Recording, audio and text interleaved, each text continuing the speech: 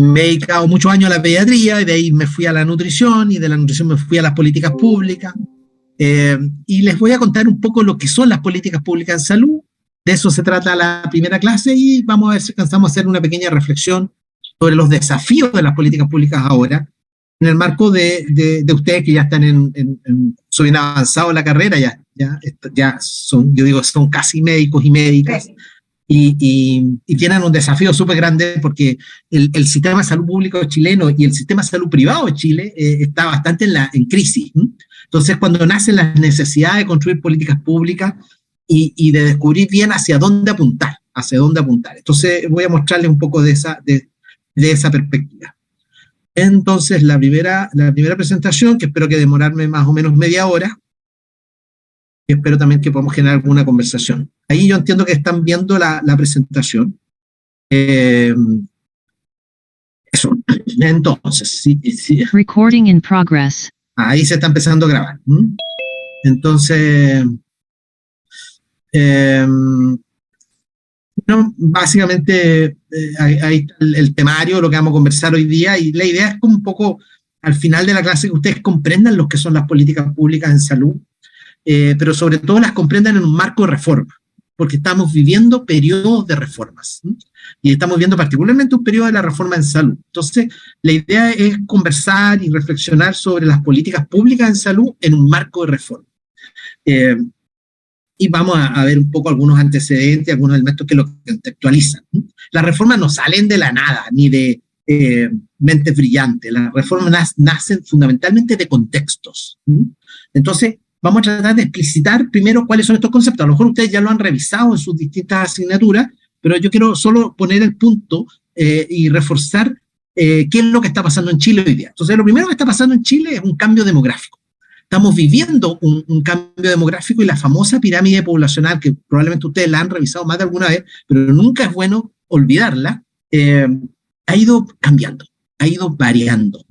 Y la clásica pirámide que veíamos en el año 60, si recordarán, a lo mejor no se acuerdan, pero lo han leído, muchos niños y niñas, que viene desde principios del siglo XX, desde el 1900, incluso antes, ¿verdad? Desde de la época en que se forma este país, en este territorio, nacen muchos niños, pero fallecen muchos también muy prontamente, ¿verdad? Y son muy pocos los que llegan a ser adultos mayores. Son muy pocos los que llegan y son muchos los que nacen. Esa era como la característica demográfica.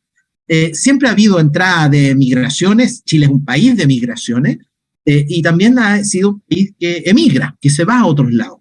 Hay más de 1 millón de chilenos alrededor del mundo. Entonces somos un país que entra y sale gente, que ha ido constituyendo la cultura de este país, pero que en su modelo clásico, en su pirámide, era muy piramidal, muy de la pirámide de Egipto, digamos, de egipcio, una gran base y una punta muy chiquitita. Pero eso fue cambiando en el tiempo. De ser un país quizás el que tenía más mortalidad infantil, el que tenía menos esperanza de vida. Acuérdense que en 1900 teníamos la esperanza de vida que no pasaba a los 20 años, 20 y tantos años. Entonces teníamos muy poca esperanza de vida, la gente fallecía muy prontamente, había muy pocos que llegaban a adultos mayores a nivel global, a nivel mundial éramos los que teníamos así. Y eso va cambiando, y si ustedes se fijan, hoy día tenemos una pirámide un poco distinta. Eh, eh, Se las muestro, que esa es la última pirámide construida, en donde uno saca algunas conclusiones y de solo mirarla. Entonces, abro el tiro del debate. ¿Qué encuentran ustedes de esta pirámide nueva, esta pirámide de Chile del 2017, que está construida en base a los datos del INE, el Instituto Nacional de Estadística? No sé si alguien me puede plantear algunas ideas. ¿Qué es lo que ustedes ven en esta pirámide que caracteriza al Chile de hoy? Abro el foro para que vayan opinando por WhatsApp o vayan diciendo en voz alta, sin miedo, porque esto sí está permitido equivocarse.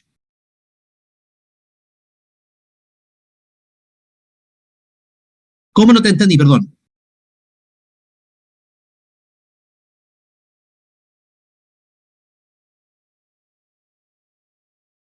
Exacto, parece.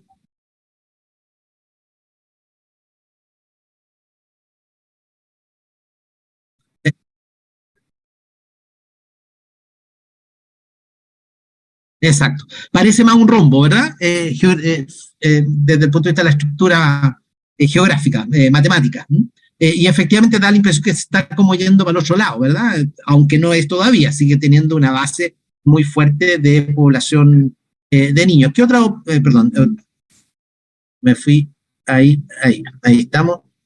Yo entiendo que aquí puedo tener un puntero láser. Entonces, claro, se está invirtiendo, pero todavía no. Sigue siendo la base más grande que la pirámide, que la punta. Pero claramente incluso hay grupos de la población que son mayores que los niños y niñas, ¿verdad? Los menores. ¿Qué otra característica más tiene?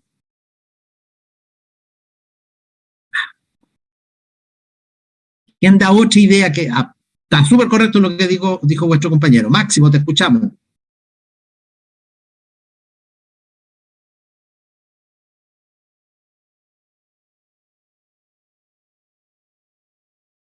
Claro, exacto, pero es una característica bien especial, o sea, la población joven es mayoritaria en Chile. Y esto tiene un impacto súper grande por ejemplo, la economía, porque esta es la población que permite dar pensiones a los más grandes. Va a haber un momento, mírenla acá, cuando estos pasen a ser los adultos mayores, que la población joven de esos adultos mayores, que son los actuales niños, van a ser menos. Por lo tanto, les va a costar cuidar, mantener las pensiones, etcétera. Este es un gran desafío de la economía, de las pensiones, ¿verdad? Porque hay mucha gente que hoy día es adulta, que está produciendo, que está entregando mucho dinero, recursos, intelectualidad, crecimiento y creatividad al medio, pero que prontamente van a ser adultos mayores y que van a haber mucho menos población más bien activa. Esa es una característica de la transición demográfica. ¿Qué más? ¿Hay otra característica más? Pero eso es totalmente cierto. ¿Alguien ve otra más? Puro mirar el gráfico. Pina la Constanza, o Javiera, Bárbara, las mujeres del grupo. ¿Alguna opinión? Doctor Arguelme, ¿alguna opinión? No le voy a dar el espacio a mis alumnitos. Ok. Sí que están ahí. Pero no perciben que, por ejemplo, fíjense aquí, las mujeres aquí son mucho más que los hombres. Entonces, las mujeres llegan en mucho mayor cantidad a ser adultas mayores que los hombres. Se nota mucho las columnas de los hombres versus la columna de las mujeres. Y eso es muy llamativo. Hay mucho más adultas mujeres que adultos hombres, varones. Eso también es característico. Claro, efectivamente, de los que nacen, la gran mayoría se mantiene en el tiempo, o sea, hay muy poca mortalidad infantil. Y eso caracteriza esta transición demográfica, el tener más población de adultos mayores, el tener menos población infantil, pero estas no mueren, sino que siguen viviendo a través del tiempo. Es una característica de la transición. Y viven más las mujeres en Chile que los hombres. Súper. Pero también vivimos otro elemento que es la transición epidemiológica. Eso es la demográfica de poblaciones. Y ahora nos vamos a meter en una transición que se llama epidemiológica de las causas por las cuales enfermamos, causas por las cuales fallecemos. Y si se fijan, en Chile y en el mundo, pero en Chile en particular ha sido muy claro el predominio del siglo XXI, de lo que vivimos ahora, de enfermedades no transmisibles, llamadas no transmisibles, ¿verdad? A diferencia del siglo XX, cuando había muchas enfermedades infecciosas, infectocontagiosas, que dependía mucho de cuadros virales, bacterianos, ¿verdad? Las epidemias, las pestes que vivía este país, que hacían una gran mortalidad a las poblaciones, ¿verdad?, que nacían, ¿verdad?, en nuestro territorio. Y que había condiciones mucho de este concepto de higiene que había que introducir, ¿verdad?, para disminuir la transmisión por vectores, ¿no? De cómo mejorar la transmisión. Después aparecen las vacunas y otros modelos más, pero en esencia las causas de enfermedades del siglo XX se modifican a un conjunto de otras enfermedades que son las llamadas enfermedades no transmisibles. Si se fijan un dato global, mundial, en el mundo mueren más o menos 50, 55 millones de personas al año, de las cuales el 71%, o sea, 2/3 de los que mueren en el mundo son por enfermedades no transmisibles, es decir, este grupo de enfermedades crónicas no transmisibles. Esas son las causas de las cuales la población mundial fallece. Y peor aún, hay un porcentaje muy grande de ese grupo que muere precozmente. Es decir, que adquiere estas enfermedades antes de lo que le correspondía por su genética y por su ambiente, ¿verdad? Fallecen prematuramente. Entonces hay una muerte prematura de enfermedades, por enfermedades crónicas o no transmisibles. No solo es que predominan las enfermedades no transmisibles, sino que además afectan a la población muy precoz en la historia del tiempo y que producen una mortalidad prematura. Ese dato es muy fuerte en el Chile y en el mundo de hoy. Y si uno lo mira desde el punto de vista de muerte, es grave, pero si uno lo mira desde el punto de vista de carga de enfermedad, estas siguen teniendo mucho impacto, ¿verdad? Casi el 70% del impacto de la carga de enfermedad son por enfermedades no transmisibles. Quiero mostrarles este dato, que yo sé que los va a marear, pero es un dato chileno, en donde muestro ahí claramente cómo las enfermedades, ¿verdad? Voy a correr un poquito esta cosa que me molesta, ahí lo pongo acá, y acá uno mira que hasta el 2009, hasta hace 10 años atrás, lo que predominaba de muerte en Chile eran las enfermedades cardiovasculares. Y eso cambia ahora, a partir del año 2019, pasa a ser el cáncer la primera causa de muerte. Fíjense que este es un dato muy potente, cómo cambia dentro del contexto de las enfermedades crónicas. Y lo otro que es importante, solo les voy a mencionar eso como una pincelada para que lo tengan presente, y lo otro que es llamativo e interesante es mirar la morbilidad, es decir, si uno mira las enfermedades según años de vida ajustada por discapacidad, o sea, cuánto me impactan desde el punto de vista de años de vida saludable perdidos. Y si se fijan, el cáncer es la primera causa, junto con las enfermedades cardiovasculares. Entonces, uno dice, chuta, aquí nos tenemos que preocupar de cáncer, de enfermedades cardiovasculares, pero fíjense cómo avanzan las enfermedades musculoesqueléticas, como pérdida de año saludable perdido, ¿verdad? Y como también la salud mental. Ahí aparece otro gran conjunto de enfermedades no transmisibles, son básicamente las enfermedades de trastornos mentales o de la salud mental. Yo creo que esto es importante grabarlo y mirarlo con fuerza. Este es un dato que salió hace muy poco, publicado en Chile, es una muy buena revista, creo que puse ahí la cita para que ustedes puedan revisar el texto, porque está súper interesante desde el punto de vista de la lectura, y creo que para un curso de salud pública les hace muy bien que puedan leer este tipo de artículos que salió hace muy poquito en la revista Médica de Chile.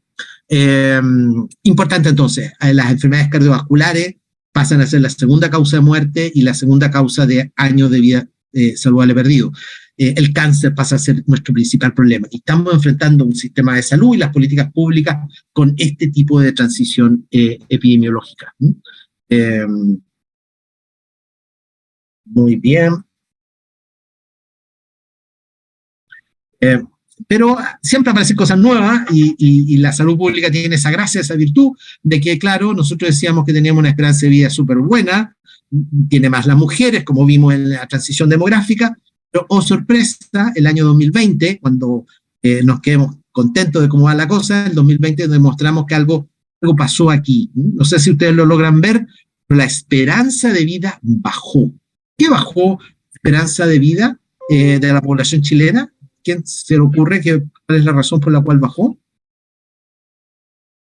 El COVID. Aparece una enfermedad infecciosa. Habíamos dicho que las enfermedades infecciosas ya estaban controladas, que habían vacunas, que estaban los antibióticos, el gran desarrollo industrial de los medicamentos había dado su resultado más potente, ¿verdad? Erradicando las enfermedades infecciosas o disminuyéndolas a un nivel muy bajo, y reaparecen las epidemias, las pandemias, ¿verdad? Incluso teniendo tanto impacto porque se transformó en la primera causa de muerte en un año y que impactó duramente a la esperanza de vida. Es decir, los que nacieron ese año tienen menos esperanza de vida fruto de la pandemia del COVID. Esto es gigantesco a nivel global y a nivel mundial. Entonces, ese es un dato muy fuerte de lo que vivimos en Chile. El otro dato muy fuerte que vivimos en Chile, y yo se los voy a mostrar rápidamente, es lo que tiene que ver con que sabemos mucho de intervenciones individuales, que tienen buenos resultados en lo individual, pero que tienen no tan buenos resultados en lo público. Entonces aparece un artículo muy interesante de esta autora en donde plantea que efectivamente cuando uno mira la estructura, se identifica, que les mostré algunos ejemplos de este paper, pero que uno mira con que es impresionante mirar cómo aquellas acciones que son muy individuales, que se producen en los centros de atención en forma individual, no tienen tanto impacto. Por ejemplo, las grasas trans. Yo no sé si ustedes conocen las grasas trans, pero las grasas trans son muy dañinas para la salud, producen ateromatosis, producen infarto cerebral, producen infarto cardíaco, y la gente muere por el exceso de grasa trans de ingesta. En el mundo, las grasas trans son las grasas, la margarina, es un ejemplo de grasas trans, ¿verdad? Que son el aceite, que cis, al hacerlo en trans, química segundo año o primer año, ¿verdad? Las posiciones cis y trans hace que los aceites se transformen en aceites sólidos a temperatura ambiente. Y el tipo que inventó las grasas trans, que en el fondo es aceite sólido, se ganó el premio Nobel de Química y descubrió algo que la industria de los dulces, de las golosinas, lo aprovecharon a profundidad y desarrollaron una industria de lo que llamamos todo lo que son los productos de pastelería, todo lo que está hecho con grasa, se usó mucho la grasa trans, hasta que empiezan a salir las publicaciones en donde demuestra que las grasas trans son muy dañinas para la salud, producen mucha ateromatosis, producen muchos fenómenos de infarto, ¿verdad? Y por lo tanto que hay que regularla. Y claro, aparecen las regulaciones que tienen que ver con la educación, a la gente no consuma ese tipo de grupo, y pareciera ser que los resultados son buenos en lo individual, a la persona que deja de consumir grasa trans le hace muy bien, o malo en lo poblacional, no logran cambiar la realidad. Y estos son estudios grandes que se hacen, ¿verdad? Y que demuestran que esto no funciona muy bien. En cambio, empiezan a haber otras regulaciones que son más estructurales, más regulatorias poblacionales, y que producen cambios gigantescos. Y ahí la demostración de Canadá, la demostración de algunos estados de Estados Unidos, la demostración de Dinamarca, y, oh sorpresa, la demostración de Chile, que logra rápidamente, cuando nos tocó a nosotros regular, nosotros pusimos un límite máximo de existencia de las grasas trans en las margarinas y en todos los productos que traen las grasas trans. Y en Chile bajó significativamente el consumo de grasas trans, no porque la gente aprendiera a comer, sino porque en el mercado se reguló que ningún producto podía tener sobre cierto límite de grasas trans. No sé si se entendió, pero se usó un modelo muy parecido al que se usó en Dinamarca, en Canadá, pero Chile fuimos pioneros a nivel de Latinoamérica y uno de los pioneros a nivel mundial. Pero como solemos no escribir las cosas, no publicar las cosas, no hay ninguna publicación respecto a nuestra experiencia, sí la hay respecto a otros países que lo hicieron y que, bueno, demuestra que las medidas estructurales poblacionales tienen muy buen efecto. Ahí les mostré otro ejemplo que tiene que ver con la actividad física. Toda la promoción de actividad física cuando se hace en los primary care, o sea, en la atención primaria de salud, funciona más o menos. La gente, claro, aumenta la actividad física, pero no mucho. Con publicidad algo aumenta, con la promoción del ejercicio. Cuando yo hago cambios de estructura de política de transporte, cuando yo hago estímulos especiales, fíjense lo que ocurrió en Holanda, por ejemplo. Yo no sé si ustedes conocen la experiencia de Ámsterdam, que del año 70 al año 80 era una ciudad llena de autos, y hoy día es una ciudad llena de bicicletas. Se transforma una ciudad, de verdad, fruto de un conjunto de políticas públicas que hacen que la población de Ámsterdam empiece a andar en bicicleta y después anda solo en bicicleta. Los autos fueron postergados o bajados de la ciudad. Hay realidades también más duras, como la realidad económica de Cuba, que bajo la caída del muro y dejar de recibir aporte de la Unión Soviética por la destrucción de la Unión Soviética, ¿verdad? Cuba queda sin recursos externos y hace una transformación en sus medios de transporte, y eso implicó que fomentaran lo que era el transporte activo en las comunidades. Al generarse un aumento del transporte activo en las comunidades, la población cubana aumentó el ejercicio, muy obligada por la crisis económica, pero los resultados fueron tremendamente positivos para la salud de dichas comunidades. Hay varios premios panamericanos, etcétera, que son fruto de una comunidad mucho más deportiva que otras comunidades a nivel de América Latina. Entonces, esto es posible hacer, esto es lo que quiero decir, y las medidas estructurales parece que funcionan bastante bien, no así tanto las medidas individuales, cuando uno quiere un cambio poblacional. Y aquí hay otro ejemplo, el tema de la sal, que ocurre exactamente lo mismo, en donde medidas regulatorias como la de Finlandia tienen un impacto gigantesco en la disminución de la ingesta de sodio, y ustedes verán cómo un país como Finlandia, que era líder a nivel mundial en infartos cardiovasculares, cae abruptamente sus enfermedades fruto de estas políticas. Entonces, esto es un tema que es importante tenerlo presente porque se requieren de medidas más bien estructurales en la política pública. Aquí está explicado en este artículo, que es muy bueno, en donde dice que cuando yo actúo sobre los factores socioeconómicos, yo logro modificar mucho más la situación. Si yo mejoro la educación de una población, mejoro la vivienda de una población, mejoro los entornos de una población, factores socioeconómicos, yo tengo menos enfermedad. En cambio, cuando yo hago consejería, yo requiero de mucho apoyo de las personas. Yo tengo que invertir mucho para lograr un cambio de conducta. Y hay un conjunto de otras acciones intermedias que vamos a ir conversando durante la clase.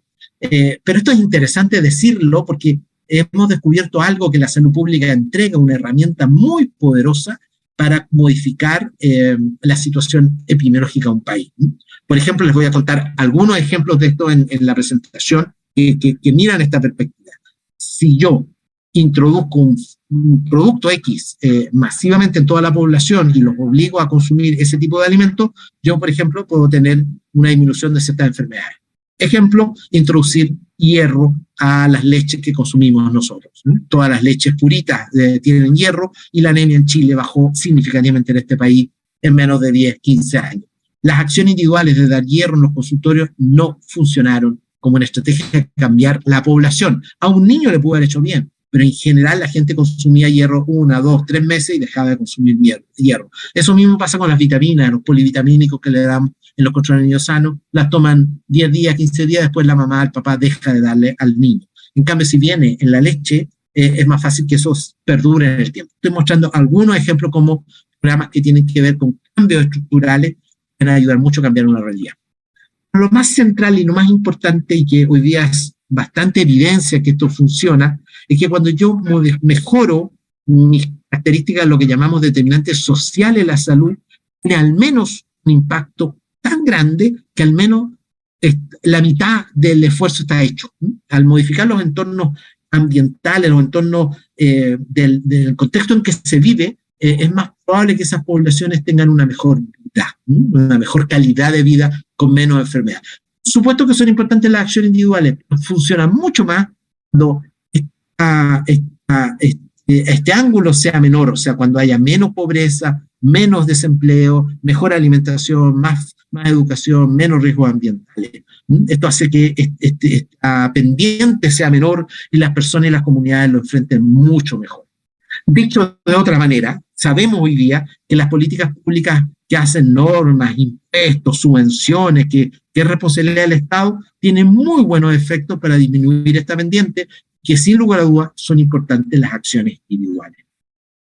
Dicho esto, quiero parar aquí y espero que hayan entendido este contexto y para poder abrir un poquitito conversación, qué les ha parecido, qué hace la importancia de crear lo que nosotros decimos políticas públicas. Estimados, no sé si tienen comentarios, sugerencias, opiniones de esta primera parte de la presentación. ¿Qué les pareció?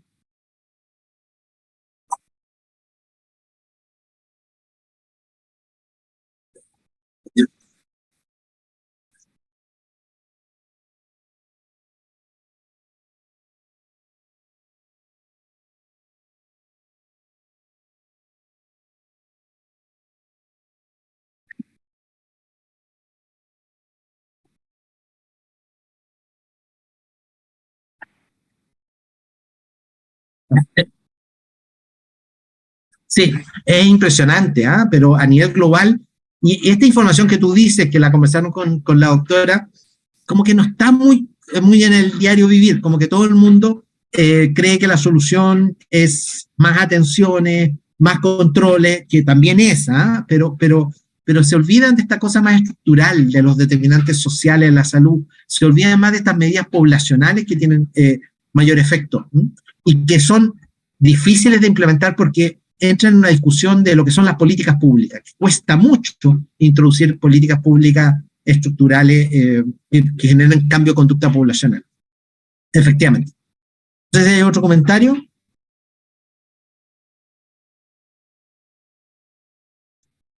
¿No? ¿Alguna opinión?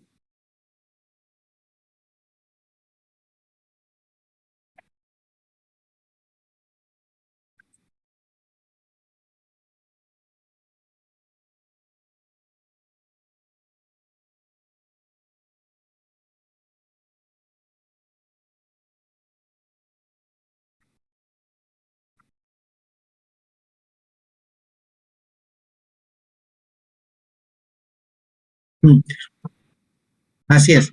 Mira, solo dos ejemplos para dejarlo más claro nomás. No sé si ustedes conocen los defectos del tubo neural. Los defectos del tubo neural se producen en un porcentaje pequeño en niños que nacen en Chile con disrafia, ¿verdad? No se logra sellar el tubo neural y tienen distintas enfermedades, ¿verdad? Que son muy complejas cuando nacen, que requieren operación, cirugía, rehabilitación. Eh, Todo el tratamiento de un niño o niña con disrafia del tubo neural es carísimo, es muy caro. Eh, y requiere de tratamiento desde que nacen hasta muchos años, ¿verdad? Cirugías correctivas y además muchas veces requieren de una rehabilitación que es extremadamente cara. Cuando se vino una discusión del GES, si entraban en el GES o no, el cálculo era muy grande. O sea, de verdad era imposible cubrir los defectos del tubo neural solamente con, eh, con, con la introducción, ¿verdad? Era muy caro, ¿verdad? Desde el punto de vista de la balanza, no era viable. Sin embargo, cuando cruzamos esto con políticas públicas, ¿y alguien sabe qué se hizo en Chile para disminuir la disrafia del tubo neural? Fue además un programa piloto que fue pionero a nivel mundial. Habían otros países que lo habían hecho, pero nunca se había demostrado con tanta nitidez el efecto como en Chile. ¿Alguien conoce la experiencia? ¿Alguno del grupo o alguna del grupo sabe? Y que permitió, después salió el GES, porque el GES nace gracias a que antes se hicieron esas intervenciones que son poblacionales, ¿sí? Que no actúan en los determinantes propiamente de la salud, que actúan en un pilar un poquito más arriba, ¿sí? Que son medidas poblacionales que nos afectan a todos. Son relativamente caras, que cuesta vigilarlas y que cuesta tomar la decisión. ¿Alguien sabe? Disrafia neuronal, ¿cómo se controlan las disrafias? Medicina. ¿Alguien sabe la existencia del ácido fólico? Una de las complejos de vitamina B que permite terminar los procesos neuronales. Nadie sabe muy bien el detalle íntimo, pero se sabe claramente que si yo doy una profilaxis antes de quedar embarazada, las mujeres y usan suplementación, ¿verdad?, con un polivitamínico, básicamente con ácido fólico, logran disminuir los defectos del tubo neural de forma significativa. Los disminuyen a la mitad. Si año a año nacen 500 niños y niñas con defecto del tubo neural, van a nacer 200, 250. O durante el embarazo. O durante, pero en los primeros meses funciona. Sí, los primeros meses. Sí. Se les da a todas las mamás hoy día, está en el programa, ácido fólico. Ácido fólico. Entonces, pero lo que tuvo impacto es muy barato, pero lo que tuvo impacto no fue darle ácido fólico a las embarazadas, sirve, pero lo que tuvo impacto fue darle ácido fólico a la harina. Se introdujo en la harina, porque normalmente en Chile, porque si uno va a Finlandia, Noruega, la gente programa mucho más su embarazo y lo piensa, lo programa, hacen toda una planificación. Aquí no es tan así, hay un porcentaje grande, casi más de un tercio de los embarazos en Chile nacen fruto de un encuentro.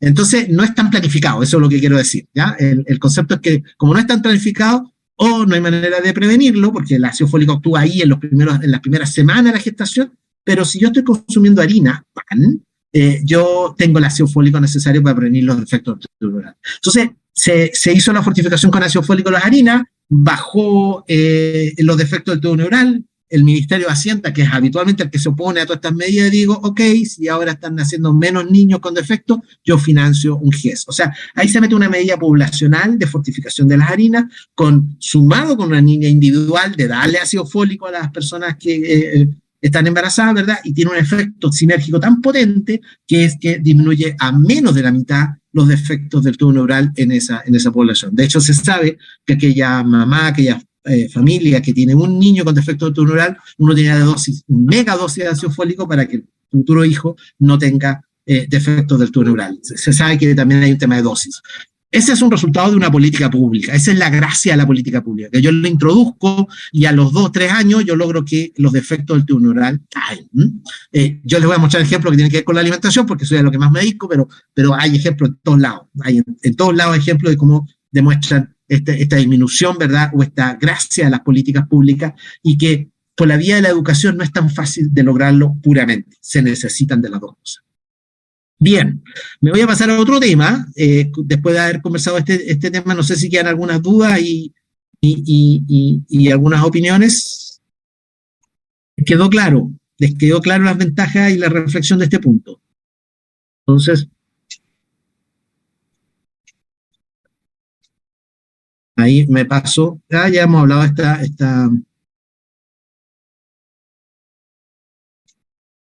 entonces, ahí. Ya, la pregunta es si tienen claro entonces lo que es una política pública en salud, lo voy a dejar para el final. Entonces, voy a partir entonces a decir que aquí son importantes las políticas públicas y aquí yo les muestro la primera diapositiva del punto de política pública. Entonces, les quiero decir que hay conceptos que en la lengua inglesa están bastante separados. Entonces, lo que es la política es asociada al ejercicio del poder, ¿verdad? Como los gobiernos, el Estado, los partidos políticos obtienen el poder y ganan uno, ganan otro. Hay toda una teoría política. La literatura la inglesa le habla de politics, o sea que es un concepto de política, pero que tiene que ver con el gobierno, con el poder. Pero lo que nosotros nos referimos más a este concepto de política tiene que ver más bien con la construcción de política pública, y que tiene que ver con el desarrollo de cierta estrategia, de cierto arte, de cierta técnica, para poder cambiar la conducta de poblaciones, que no es tema del poder, entre comillas, ¿verdad? Hay un tema de poder, pero que lo que busca es la construcción de política pública, es modificar la conducta de una población. Eso es lo que aspira, es a cambiar una situación A a una situación B, que no tiene que ver con el poder, que los ingleses hablan de politics, ni tampoco tiene que ver con un régimen político. Las políticas públicas son un poco independientes de los regímenes políticos y de sus análisis, que es otro concepto que se usa mucho en inglés, de sistemas políticos. Cuando hablamos de política pública estamos hablando de iniciativas que desean modificar cierta realidad, ¿verdad? Pero no por el cambio de poder ni por el modelo de política pública que tengo. Y en definitiva es lo que estoy mostrando acá, que cuando uno tiene en una sociedad, en una comunidad, algo que es injusto o que más bien es inaceptable, porque hay muchas cosas injustas, pero que además de ser injustas son inaceptables, ¿verdad?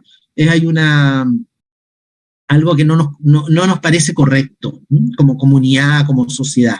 Entonces, a partir de esa cosa, se crea una política pública que la desarrolla fundamentalmente el Estado. La política pública es una acción que tiene el Estado, particularmente la política pública en salud, que tiene el Ministerio de Salud, para mejorar una realidad, ¿verdad? O para ir a otra realidad.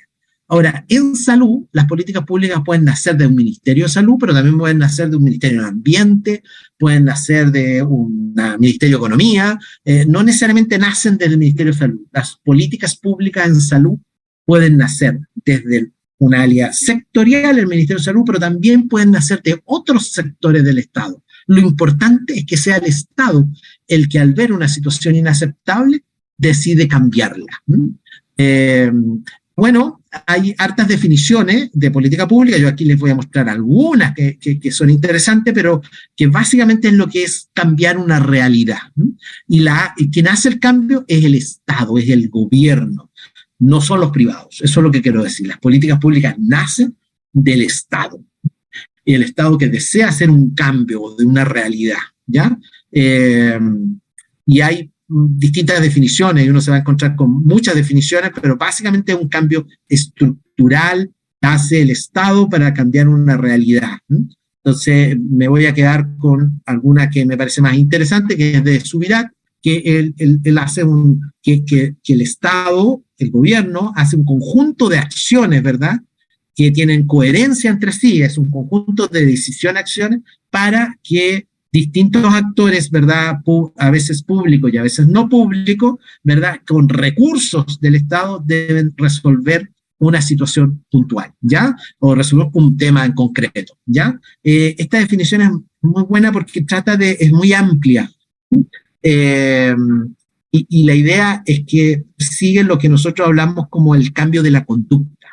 Entonces yo siempre lo explico como si yo introduzco un problema que es público, que es de la comunidad, eso es lo primero que establece, ¿verdad? Que es considerado incorrecto, voy a decirle accidentes del tránsito, entonces el Estado define una ley que sea colocarse el cinturón, o hacer obligatorio el colocar el cinturón, y que eso impacta a toda la población y tiene sanciones quien lo coloca, tiene una serie de acciones, pero que lo que hace finalmente es que la gente entra al auto y se coloca el cinturón de seguridad. Hace un cambio en la conducta. Antes uno no se lo colocaba y ahora uno se lo coloca. Y eso cambia efectos, tiene efectos positivos para un conjunto, un grupo grande de la población, que son los beneficiarios finales, ¿verdad? Eso es básicamente una política pública, es un cambio de conducta poblacional. ¿Ya? Como a través de un conjunto de acciones que hace el Estado, que habitualmente requieren de recursos financieros para vigilar, para implementar, para desarrollar, y que actúa en un grupo de personas y que esto genera un beneficio a otro grupo de personas, a ellos mismos y a otro grupo de personas. Eso es lo que define Subirats, y en general todos los textos, cuando hablan de política pública, se quedan un poco con ese concepto, del cambio de conducta poblacional, para resolver un problema puntual o global que tienen los grupos humanos, las comunidades. Entonces yo aquí lo explico, toda política pública apunta a resolver un problema público reconocido como tal en la agenda gubernamental. Presenta pues la respuesta de un sistema político, ¿te acuerdan que hablamos del sistema político administrativo, una situación de realidad social juzgada como políticamente inaceptable? O sea, en general, las políticas públicas no es que nazcan así del movimiento social. Siempre hay un gobierno, hay unos actores, hay algunos grupos, ¿verdad?, que están tratando de incidir en una política pública, pero rescatan un problema que es inequitativo, que es injusto y que quieren cambiarlo. Y dicen, aquí tenemos una solución, aquí tenemos una propuesta para cambiar, y que requiere habitualmente de recursos del Estado, requiere de política del Estado, y que genera un cambio en la conducta de las poblaciones. Para entender esto hay que entender un poco cómo funciona el Estado, y el Estado funciona, se dice que es un concepto complejo, es una empresa compleja el Estado, y que siempre busca el Estado incrementar lo que se llama el valor público. Pongamos dos empresas, una que es del Estado y una que es pública. ¿Cuál es la diferencia entre un Estado, una empresa pública y una empresa del Estado, un ministerio, un sector salud? Es que en general el sector salud busca mejorar el valor público, que en salud significa más salud a la población. En cambio, una empresa privada busca vender más, busca ganar más recursos por lo que vende, tener más entrada en los mercados, ganarse las licitaciones, y vender más y ganar más recursos para los dueños y para todos los de la empresa. En cambio, la empresa del Estado lo que busca es que sea toda la población la beneficiaria y no un sector, un pequeño grupo. El problema es que el Estado tiene un gerente general que lo cambia cada 4 años, que son los que cambian los gobiernos. El gerente general tiene además gerentes que son los distintos ministerios, que los cambian a veces una vez al año, ¿verdad? Hay mucho cambio de las autoridades en la línea. En cambio, en el caso de una empresa, son generalmente más estables los dueños del poder, ¿verdad?, los que tienen la dirección. En el Estado público, en general, cada 4 años, a veces tenemos gobiernos de izquierda, después tenemos gobiernos de derecha, entonces lo que hicieron uno, a veces el otro hace todo lo inverso. Entonces, le cuesta mirar una mirada más de largo plazo. Al sistema privado siempre está mirando cómo ganar más recursos, cómo ganar más, cómo incrementar su ganancia. Es más nítido el objetivo final. En el caso del sector público, sí es nítido el valor público, incrementar el valor público, pero muchas veces las orientaciones van en contra de lo que hacen otro grupo. Así que no es tan fácil. Y un tema importante es que en el caso del Estado, somos todos los chilenos dueños de esa empresa o de ese sector, y en el sector privado a veces son 1 o 2 los dueños de esa empresa. Entonces ahí hay una diferencia bien importante. Entonces, cuando miramos el Estado tiene cierta complejidad, y incrementar el valor público no es un tema tan fácil. Los hospitales, los consultorios son sistemas complejos que requieren de mucha energía para hacer modificación y cambiar, para que efectivamente genere un aumento del valor público en la población.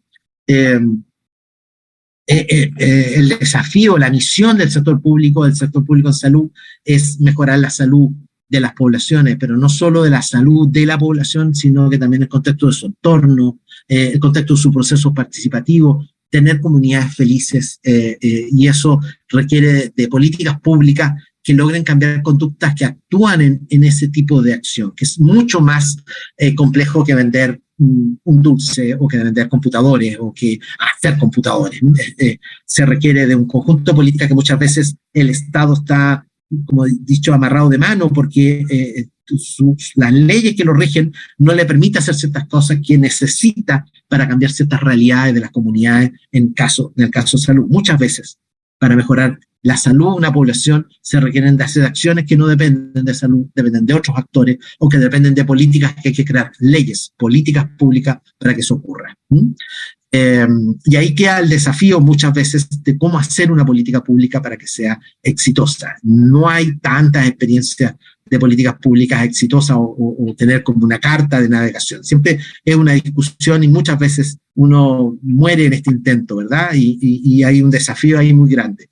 En general, uno usa este modelo para asumir qué es lo que es una política pública, un ciclo de la política pública. Y en general, como hemos dicho, aparece desde un problema público, es de la comunidad, donde la comunidad define que hay que hacer acciones concretas y hay una prioridad social. De la violencia, ¿verdad?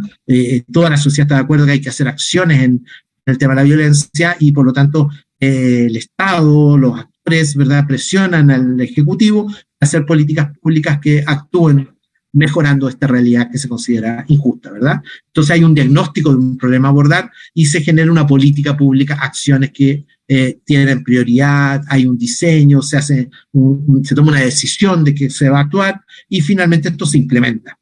Y al implementarlo se ve cómo fueron las evaluaciones de proceso y cómo fueron los resultados. Y eso genera que se construye una nueva realidad y sobre esa nueva realidad hay que ver cómo se sigue actuando. En salud, esto que parece tan fácil es muy, muy complejo. Los resultados a veces son a largo plazo y los procesos son lentos, ¿verdad?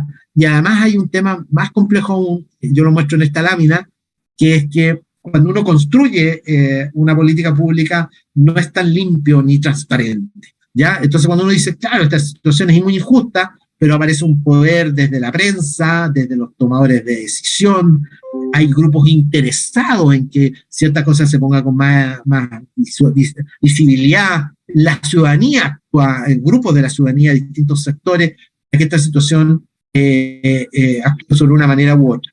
Lo que se dice en política pública y lo que está escrito en la literatura es que muchas veces la situación injusta, ya hay grupos de poder o económicos, o ideológicos, o ciudadanos, etcétera, distintos grupos que tienen una solución preconcebida, tienen una idea ya lista, vamos a hacer esto. Entonces aprovechan esta situación para instalar un tema y para instalar una posible solución.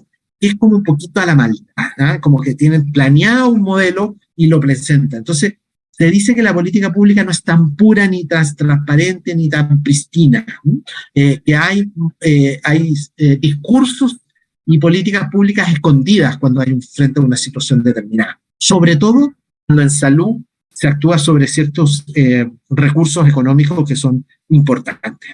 Entonces ahí nacen distintas versiones y yo siempre lo pongo con la opinión de los expertos y empieza a opinar también el gobierno. Cuando empiezan a los distintos organismos a opinar y empiezan a aparecer la ciudadanía organizada, las organizaciones sociales. Entonces ahí hay una lucha ideológica de conceptos, de soluciones frente a esa propuesta que aparece de repente, ¿verdad? Y que habitualmente viene de sectores más bien interesados en ganar algún recurso, la industria, el poder económico. Y ahí se va desarrollando por el Estado la política pública, se va definiendo. Esto que yo puse aquí como una agenda de un gobierno es muy importante tenerlo presente. Las políticas públicas no nacen de la nada. Los gobiernos van generando ciertas agendas fruto de esta interacción, que es la que van avanzando con distintas leyes, normas y regulaciones. Y bueno, sí, ocurre que hay una situación mejor o ideal, a veces no es tan buena la situación que se logra porque hay algún error en el diagnóstico, porque hay una mirada muy tendenciosa de un sector de la industria, etcétera, etcétera. Entonces ahí se dan ciertos conflictos que cuesta tomar una decisión. Voy a contar con el ejemplo de la grasa trans que conté al principio. Cuando se lanza la idea de poner un límite a la grasa trans, en Chile dijeron todos los productos van a subir un 30%, y el tema en la discusión en los medios de prensa era que se iba a encarecer la comida y no iban a haber alimentos en Chile producto de la limitación que había hecho el Ministerio de Salud. Y el gobierno tuvo alguna duda de avanzar en esto porque efectivamente la situación había mucho ruido de que generar un límite en la grasa trans podría generar un problema serio en la venta de ciertos productos. Todos los negocios llamados pastelería, todas estas cosas pusieron el grito en el cielo que iban a quebrar producto de esta norma, etcétera, etcétera. Y finalmente la agenda avanzó, se construyó la política pública porque aparecieron muchos expertos y además aparecieron prensa internacional algunos modelos que funcionaban y que la industria perfectamente podía ser margarina sin grasa trans, ¿no? que era mentira eso que no se podía hacer. Y finalmente se instala la ley, se produce un tiempo para que esto se aplique, hubo mucho tiempo, varios años de que se implementara, y finalmente Chile pasó a ser líder en la disminución de la grasa trans en los alimentos elaborados en Chile. Esto es posible hacerlo, pero no es un tema tan limpio, tan fácil, y muchas veces requiere de este diálogo y de esta conversación para poder avanzar en estos temas. La política pública no es tan sencilla de construir, ¿no? A veces tiene más costos, ¿no? Eso habla también de los tiempos, ¿no? Entonces les cuento aquí la historia del terremoto Chillán, que ustedes no deben conocerlo o lo deben conocer por historia, que ocurre el año 39, que el terremoto tiene el mayor número de víctimas fatales en la ciudadanía. Más de 24.000 personas fallecieron ese día en el terremoto Chillán. La demostración más potente del terremoto Chillán fue que los sistemas de salud que imperaban en el Chile del año 40 eran extremadamente débiles, poco coordinados y que no daban respuesta a una realidad de emergencia como era un terremoto. Los procesos de infecciones, las pandemias, las epidemias, la imposibilidad de atender a los pacientes con ciertas discapacidades, etcétera, etcétera, reveló que el sistema de salud chileno, muy fragmentado, estaba muy dividido, era incapaz de dar respuesta a una población que requería atención. Entonces nace la necesidad de una reforma en salud. Un conjunto de políticas públicas, reforma es un conjunto de políticas públicas que en forma sistemática, ¿verdad?, empiezan a mejorar cierta realidad, ¿verdad? Entonces no es una política pública, sino son varias políticas públicas que se suman para armar un concepto que es de reforma. Pero eso demoró algunos años y el año 52 se crea el SNS. La verdad es que el año 39 nace el concepto de crear un sistema nacional de salud que tuviera un sistema jerárquico, ¿verdad?, de atención primaria, de hospitales regionales, de hospitales nacionales, ¿verdad?, de derivación, con un sistema de referencia y contrarreferencia, armando un sistema nacional de salud y tratando de ir abarcando, ojalá, todos los sectores en un solo sistema de salud. Nunca se logró tener un solo sistema de salud. Este fue el mayor triunfo de la salud pública chilena al constituir el Sistema Nacional de Salud, pero pasaron más de 30 años, más de 10 años, perdón, 10, 15 años y finalmente el año 52. Varios años después, ¿verdad? Si uno mira, 12 años después, 13 años después, es que se construye el sistema. Esto requirió de leyes, la discusión política, pero finalmente todas las bancadas de todos los partidos hacen nacer la creación del SNS que hizo cambiar las tendencias de salud de este país. Generó cambios significativos en la salud pública de este país, que hasta el día de hoy son un orgullo y un honor como país tenerlos al resto del mundo, ¿verdad? Un sistema nacional que atendió grandes demandas y grandes problemas de salud y que las resolvió, ¿verdad? Desde el punto de vista de la autoridad sanitaria en esa época, desde el punto de vista de las políticas públicas y de la atención en salud. Por supuesto viene el periodo de la dictadura, donde hay un cambio brusco de este sistema, se vuelve a destruir, ¿verdad? Aparición del sistema privado, muy poco regulado, etcétera, etcétera, que es lo que estamos viviendo ahora. Para terminar esta clase, quiero decirles que es interesante mirar entonces las políticas públicas cuando han aportado a un país que no es llegar y hacerlas, que requieren ciertos tiempos. Cuando es una política pública aislada, bueno, es más fácil, pero cuando es un conjunto de políticas, una reforma de salud es mucho más complejo, más difícil, y ahí estamos todos convocados porque el proceso tiene un área muy pública, muy bonita, brillante viéndose, pero también hay muchos discursos escondidos que hay que aclarar, que hay que transparentar y que hay que reflexionar para ir avanzando hacia la mejor evidencia posible para construir mejores políticas públicas para un país. Es el llamado de nosotros, de los profesionales de la salud, de poner la evidencia, de poner los datos para decir esto es lo correcto en avanzar.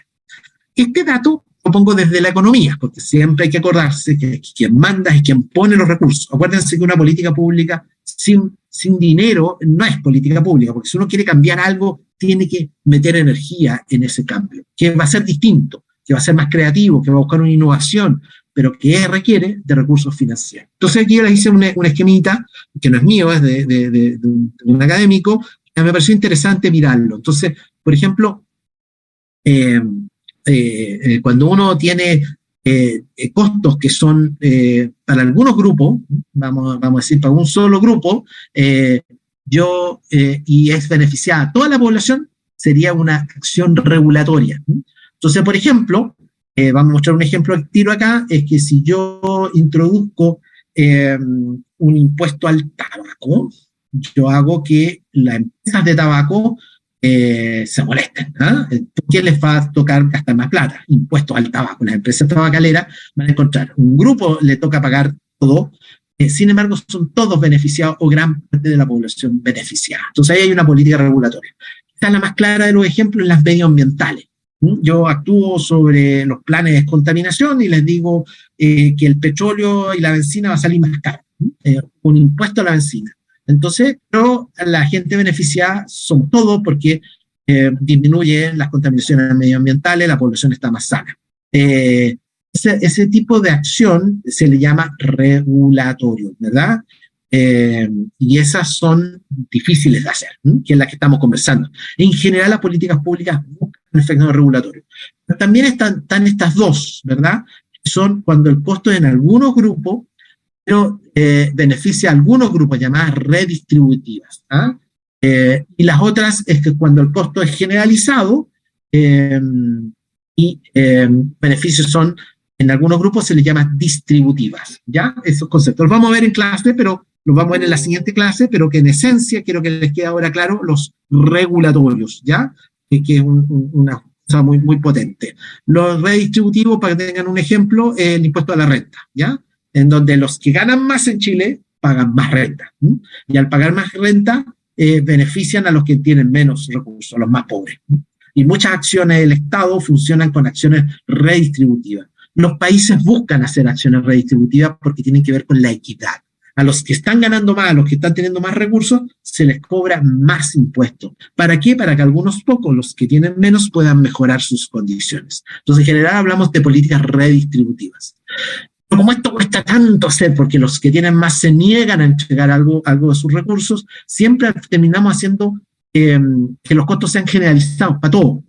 Y le beneficia a algunos. Por ejemplo, las distributivas son famosas que yo saco de los impuestos de la nación, que todos tuvieron que pagar impuestos, ¿verdad? Pero a todos por igual, yo saco plata para financiar el presupuesto de salud.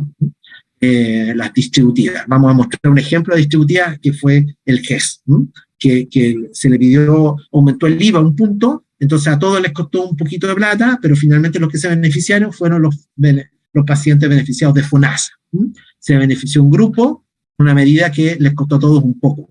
Es distributiva, pero es regresiva porque a los más pobres ese aumento del impuesto del IVA le cuesta más, le sale más cara la luz, le sale más cara los alimentos, el arriendo, etcétera, porque todo paga IVA. Entonces, es regresiva, y no actúa contra la equidad, no es tan buena desde el punto de vista, es distributiva en el sentido que a todos se dan lo mismo, pero a los más pobres les cuesta más.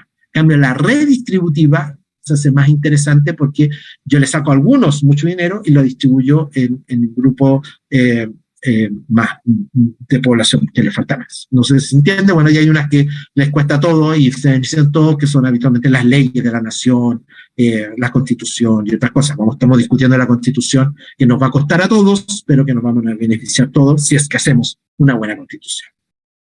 Ya, terminar algunos ejemplos exitosos. ¿Ya? Chile crece contigo. Las políticas públicas son muy nacionales, tienen mucho impacto, y que, les voy a mostrar primero la de las farmacias. En Chile se arman las farmacias populares en los consultorios del país, y, oh sorpresa, al instalarlos a través de cadenas, ¿verdad?, comerciales, un medicamento puede costar 11.000 pesos, estamos en gota, y cuando uno lo compra en una farmacia popular cuesta 152 pesos. O sea, esas son las magnitudes de diferencia. Entonces, aquí hay algo que es absolutamente injusto. Las cadenas comerciales están cobrando mucho dinero por sus medicamentos y al crear las farmacias populares o comunales o municipales, estas pueden entregar precios mucho más bajos. ¿Qué hizo el Estado? Creó una ley que mandató a Senabas a que le pudiera vender medicamentos a las farmacias más pequeñas, a todas las farmacias en convenio. Entonces, muchas farmacias pequeñas ahora compran en Senabas, y al comprar en Senabas los precios de los medicamentos bajan mucho, porque Senabas hace un fenómeno de compra masiva, compra mucho paracetamol, logra precios mucho más bajos, y eso los traspasa hacia las farmacias comunales o las farmacias en empresas privadas. Entonces, es una política pública que tiene un impacto en la población con los medicamentos. Ustedes saben que hoy día está en discusión la ley de fármacos 2, que es muy profundo el cambio que se quiere hacer en este tema y que sigue en discusión hace por lo menos 5 años. O sea, las leyes se demoran, las políticas públicas no nacen al tiro. Pero quiero mostrarles cómo una política puede ser tremendamente efectiva. Yo no sé si ustedes tienen experiencia de farmacias más de barrio que han logrado bajar sus precios gracias a que el Estado les compra los productos de forma masiva y se las entrega a un precio mucho menor. Y eso permite a ellos hacer precios de venta mucho más competitivos, ¿verdad? Y que la población puede adquirirlos. El Chile crece contigo, otra política pública. En el caso del Chile crece contigo, ocurre una cosa bien interesante porque hay un conjunto de acciones que no solo son de salud, son de vivienda, son del Ministerio de Desarrollo Social y que se concentran en el sector de las poblaciones que son de FONASA, los sectores que se atienden en los hospitales, en los consultorios, y se le entregan un conjunto de acciones de promoción de la salud, de vivienda, ¿verdad? Y otras acciones que hacen que las poblaciones beneficiadas tienen un impacto, ¿verdad? Y esto está basado en la evidencia que se pone a la política pública, de que cuando intervenimos en grupos muy jóvenes, muy recién nacidos, muy preescolar, el impacto, el retorno de la inversión es mucho mayor. Siempre es bueno invertir, donde más efectivo es en los primeros años. Entonces el Chile Crece Contigo forma un modelo hasta los 6 años ahora, y ahora ha ido creciendo hasta los 9, hay nuevos Chiles Crece Contigo, que se les entrega a los recién nacidos salas cuna, el Ministerio de Vivienda le busca entregar una casa a aquellas familias que tienen un recién nacido, etcétera, etcétera. Hay un conjunto de acciones de educación, de promoción, de visitas domiciliarias, de disminuir el abuso intradomiciliario, etcétera, etcétera. Y los estudios, cuando yo les digo que evalúan, los estudios muestran que aquellos que han estado en el programa Chile Crece Contigo tienen mucho menos déficits de desarrollo, ¿verdad?, que aquellos que no entraron al sistema. Entonces demostraron 2 comunas parecidas, y en esas 2 comunas parecidas, cuando estaba partiendo el sistema, el desarrollo infantil global de un niño es mucho mejor cuando está metido en este programa versus los que no están metidos. Entonces, vale la pena hacer una inversión potente en salud que se gasta, en este caso fue de los impuestos de un país, es decir, a todos nos dolió entregar un poco de dinero, pero se benefició un grupo de la población que fueron los que han sido atendidos con el Chile Crece Contigo. Ahí hay un desafío de política pública exitoso.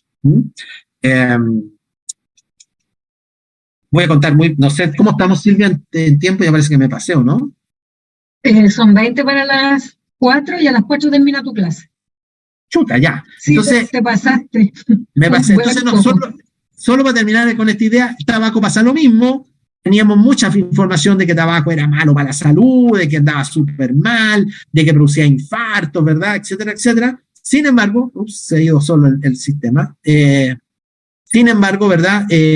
Cuando se hace el impuesto al tabaco, cuando se introduce la cajetilla de advertencia, tiene un efecto súper grande desde el punto de vista de la prevalencia del hábito de fumar. Entonces la gente dice, no, es que no funcionó la ley de tabaco, es que funcionó súper buena, ¿verdad? Si uno mira, bajó casi 20 puntos la prevalencia de fumar, fruto de la restricción de publicidad, las advertencias y el impuesto.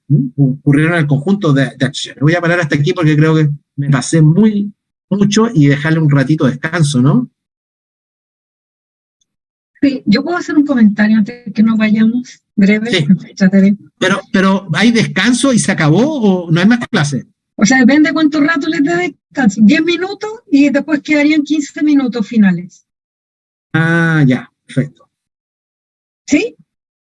Ya, hagamos Ya, 10 minutos de descanso. 15:46. ¿Les parece? 15:46. Sí. No sé cómo andan de tiempo. Sí, 10 minutos y ya, listo. Valió la grabación. Otro es que, pese a la evidencia científica que hay, el Estado toma decisiones de qué regula primero o en qué política pública invierte. Y eso es de acuerdo a una línea general del Estado, que no necesariamente son las que uno considera que son más importantes o orientadas a población más vulnerable o a población específica, porque, por ejemplo, acá, si no hubiese sido por las grandes manifestaciones de las marchas del 8 de marzo, todavía no hubiésemos regulado el aborto y un montón de otros temas de salud que tienen que ver con género o con grupos LGTB, etcétera. Entonces, solamente responde al impacto comunicacional que generan las poblaciones, o como probablemente el programa materno-infantil tenía otro concepto, pero la gran mayoría dependen directamente de la capacidad de hacer ruido que tienen las organizaciones de la población. Y lo otro es que salud igual es un derecho humano, y es un derecho humano habilitante para otros. Entonces, si la gente está enferma, no puede trabajar. Si no trabaja, se destruye la economía del país. Entonces, y otras cosas. Por lo tanto, es de preocupación de un Estado que la gente no esté enferma, porque si se muere a los 26 años, el país no puede mejorar económicamente, incluso para los grandes grupos económicos. Y lo último es que los impuestos y que la forma de financiar las políticas públicas sí son tremendamente regresivos, porque si bien es cierto, personas que ganan más contribuyen con más impuestos a financiarlas, las personas que ganan más en el país, que son los grandes grupos económicos, no aportan nada casi, comparativamente. O sea, comparativamente ustedes cuando se titulen y nosotros, que estamos haciendo la clase, aportamos mucho más a financiar las políticas que lo que aporta el Jumbo cuando hace propaganda a productos que no son saludables. Eso quería agregarnos. Sí, súper de acuerdo. He tratado de mostrar los ejemplos que al final terminamos haciendo solo políticas que se llaman distributivas, o sea, que a todos les sacan o por el IVA o por impuestos, pero muy igual, y eso impacta necesariamente en los más pobres, que son los que les cuestan más los alimentos, los que les cuestan más los bienes de servicio, y que por lo tanto aportan incluso más a cómo resolver los problemas. Súper cierto lo que dijo Silvia, la doctora, y creo que es un poco la reflexión de las políticas públicas y lo complejo que son, pero también lo bonitas que son. O sea, yo creo que los desafíos que son de poder encauzar algunas políticas públicas en este tema. Les voy a mostrar solamente a modo de meternos en la conversación, a modo de introducción, ¿verdad? Porque nos pillamos un poco en el tiempo, hablé mucho, y pido disculpas porque me demoré mucho, pero yo traté de caracterizar el país, y ahí les pongo una diapo que muestra eso. Estamos viviendo un periodo donde la población se envejece, lo vimos en la transición demográfica, en donde aparecen enfermedades crónicas, ¿verdad?, llamadas no transmisibles, donde además aparecen las enfermedades de la salud mental. Y tenemos un aumento de todos los factores de riesgo, de tabaco, de inactividad física, de alimentación y de alcohol, que son los clásicos. Los cuatro elementos como factores de riesgo. Y a uno podría agregar además todo el tema de la contaminación como un factor de riesgo, la contaminación ambiental. Y vivimos en periodos de pandemia, sindemia, junto con un planeta enfermo. Entonces, esa es la característica del siglo XXI, agregándole con lo duro que es la inequidad. Yo creo que aquí el desafío como país, como población y como país, es hacer una reforma de salud que mire estos puntos, que sea capaz de enfrentarlos. Y yo creo que ese es el gran desafío que nos nos corresponde introducir en los próximos tiempos. Nosotros hemos tenido muchas reformas de salud y ustedes van a vivir en su periodo como médico y médica varias reformas. Les muestro la última, la que hubo en el periodo del presidente Lago, ¿verdad? Y hay ya evaluaciones de la reforma del GES que ustedes conocen. Y en la reforma del GES se estableció que había que aumentar un 1% el IVA. ¿Se acuerdan lo que les dije? Una distributiva, ¿verdad? Se le pidió, aumentó el 1% el IVA para financiar la reforma del GES. Y con eso se pudo financiar 80 planes auge para el sector público. Para el sector privado tuvieron que pagar las personas y tuvieron que pagar también las ISAPRES, ¿verdad? Y ahí hay un modelo, ¿verdad?, de negocio para atender en 80 personas que tuvieron garantías de tiempo, de calidad y de copago, ¿verdad?, de límite o de protección financiera. Y bueno, nos sentimos muy contentos por haber generado el auge, el GES. Ahí les muestro por qué es una distributiva, ¿verdad? Es decir, se aumentó un punto el IVA para que todos aportaran con un poquito más de dinero cuando consuman, y los beneficiarios fueron las zonas de FONASA, ¿sí? Porque se suponía que los de ISAPRE iban a pagar ellos a partir de la cotización que ellos pagan y a partir de las mismas ISAPRE. Sin embargo, el sistema ISAPRE hoy día no está funcionando. Y bueno, entonces, lo que les quiero decir con esto es que las leyes y las reformas no son fáciles, pasan en el tiempo, se crean, se desarrollan, pero tienen efectos a corto, a mediano y a largo plazo. Y uno las mira y uno dice, mira qué interesante, cuando se creó esta reforma en el año 2000, nosotros la discutimos con la doctora Riquelme, estuvimos ahí en la discusión, estábamos recién entrando en las políticas públicas y estábamos en algunos puntos en desacuerdo con esta política que era muy segmentaria, que resolvía el problema sin meterse en el fondo, ¿ah? Porque en un avance, sin lugar a duda, en la ley de deber y derecho, en la superintendencia de salud que regula, la ley del GES y la ley de la autoridad sanitaria. Habían como 4 o 5 leyes que finalmente fueron aprobadas y que hoy día hacen realidad esta situación, ¿verdad? Esto mejoró la calidad, se generaron establecimientos acreditados, médicos certificados, médicos y médicas, ¿verdad? O sea, hubo un avance del punto de vista de la salud, pero fue parcial, actuó sobre un espacio, no sobre la globalidad. Por lo tanto, aquí la discusión y la reflexión es dónde avanzar. Entonces yo les muestro aquí que el año 2000 empezamos a desarrollar lo que se llamó el Plan Salud Familiar. Y toda la evidencia muestra, ojo con este dato, de cuando uno tiene países con salud pública, con salud primaria, muy poderosas, en general tiene mejor salud, ¿ya? Pareciera que es una inversión altamente, que tiene un impacto desde el punto de vista de que mejora la calidad de vida, la vida de las poblaciones mejora cuando uno tiene mejores atención pública de consultorio, ¿verdad? Me devolví, ¿no?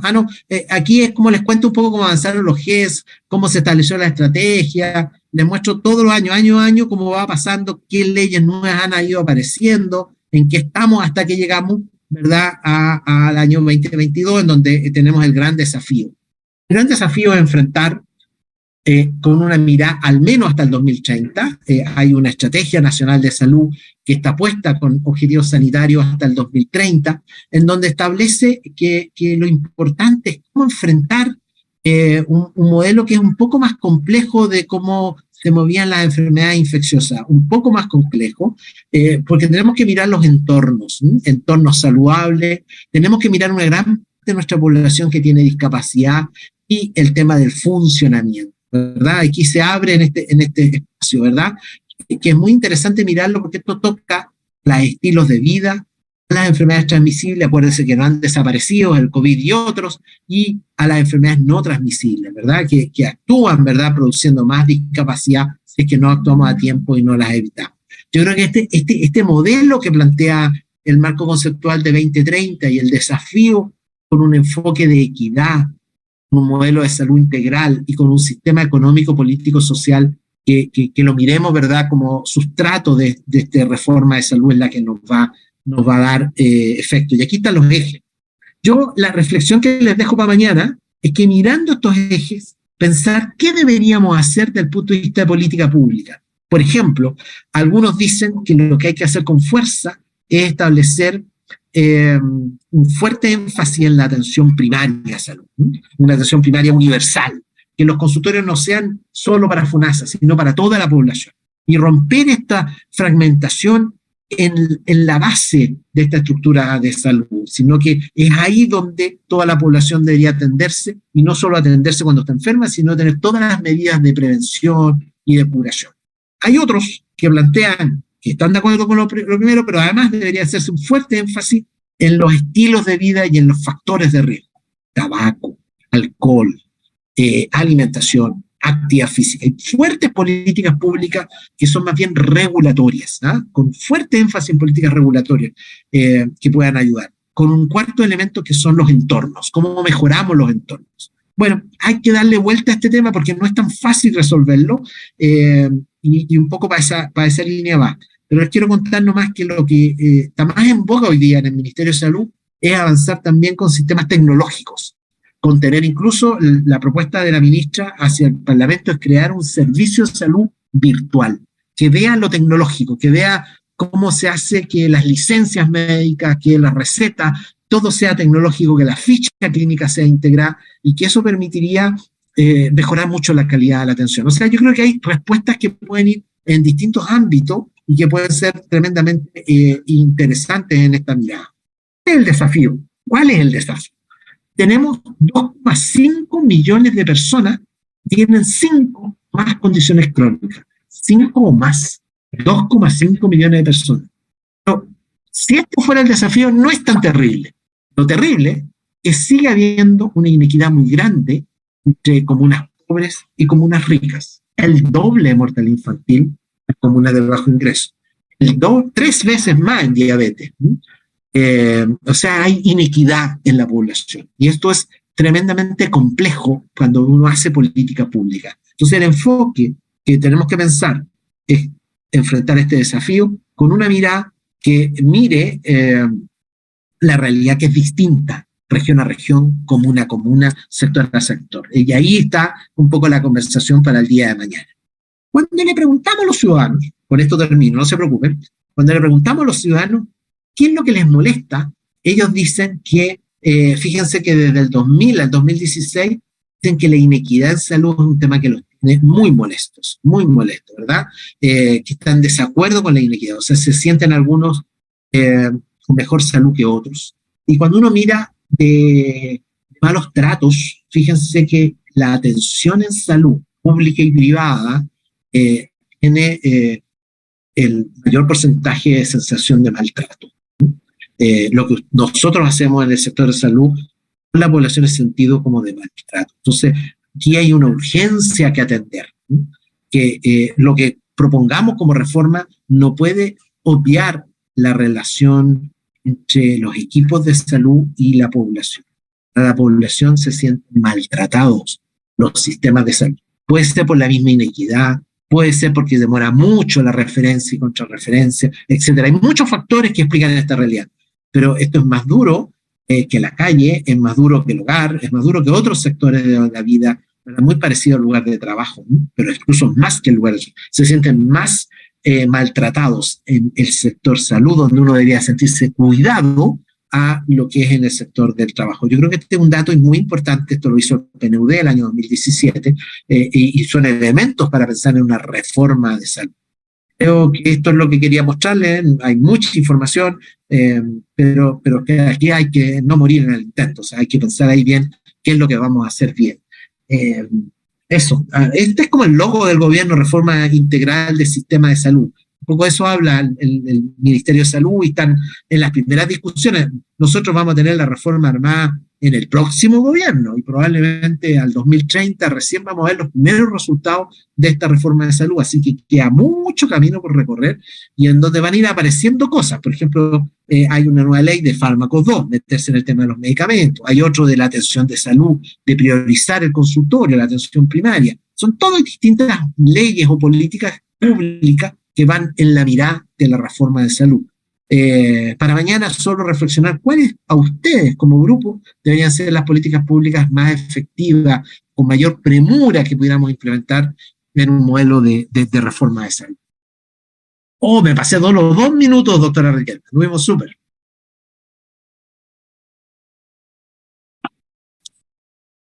Comentarios, preguntas.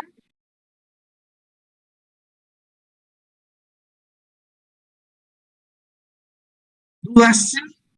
¿Comentarios? ¿Ningún comentario? Ya, sería. Mañana entonces discutiremos en el taller.